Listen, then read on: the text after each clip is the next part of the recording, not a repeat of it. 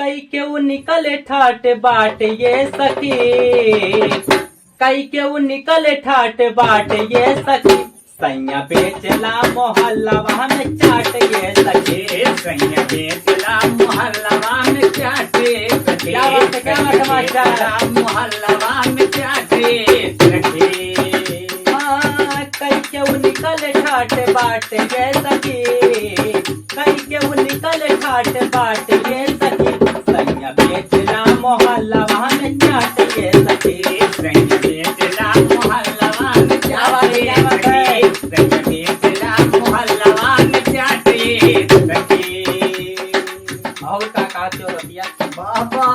काहे भैया, भोरे भोरे उठ के बाजारे वो सब जाला, लवे खातिर ले हसुन पिया दे और मसाला, भोरे भोरे उठ के बाजारे वो सब जाला,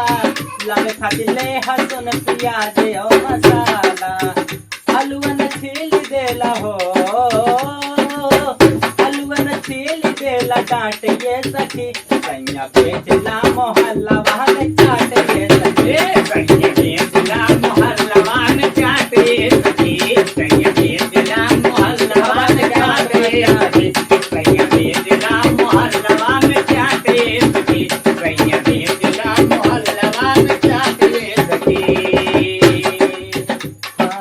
व्यस्त रहे काम में ध्यान नहीं देला, हमारा के छोड़ी रहे अंकित अकेला, व्यस्त रहे काम में ध्यान नहीं देला, हमारा के छोड़ी रहे अर्जुन अकेला, लिहल हमार गाल हो भैया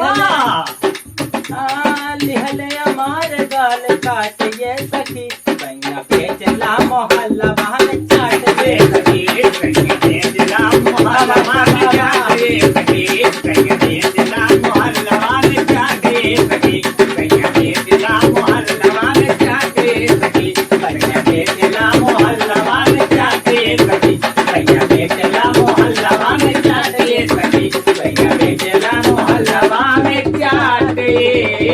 सखी। तो दोस्तों हमारी वीडियो कैसी लगी लाइक करिए, कमेंट करिए